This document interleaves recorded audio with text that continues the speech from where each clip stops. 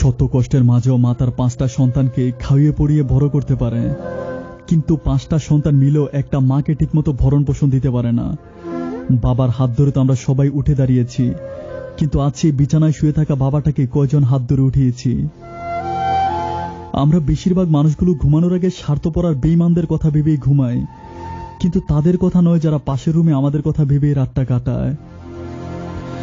বর্তমান বাজারে সবকিছুর দাম বেড়েছে শুধু দুটো জিনিস ছাড়া, তা হলো বিশ্বাস আর ভালোবাসা। এগুলার দাম মানুষ আগেও দিত না, এখনো দেয় না।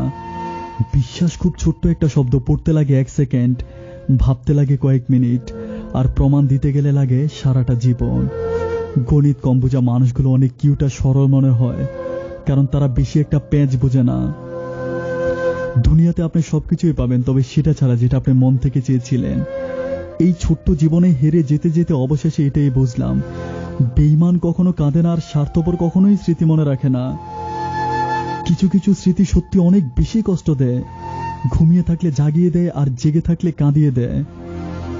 রাতে তুমুল ঝগড়ার পর স্ত্রী সোজাসুজি স্বামীকে বলে দিল, সকালে সূর্য ওঠার আগে আমি আমার বাবার বাড়িতে চলে যাব সারা জীবনের জন্য। এটা বলে মানুষটা কাঁদতে কাঁদতে ঘুমিয়ে পড়ল। সকালে যখন স্বামী ঘুম থেকে উঠে অফিসে যাওয়ার জন্য রওনা দিল, দেখল স্ত্রী অশ্রুসিক্ত চোখে একটা টিফিন বক্স হাতে নিয়ে দরজার সামনে দাঁড়িয়ে আছে। স্বামী জিজ্ঞেস করলো, তুমি যাওনি?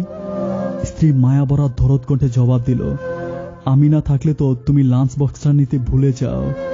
আমি যাব কেমন করে বলো? ওরে ও দুনিয়ার মানুষজন, আজ শুনে নাও, ছেড়ে যেতে হয়তো 1000টা কারণ থাকতে পারে, তবে পাশে থাকার জন্য একটা কারণে যথেষ্ট, আর সেটাকে বলে ভালোবাসা।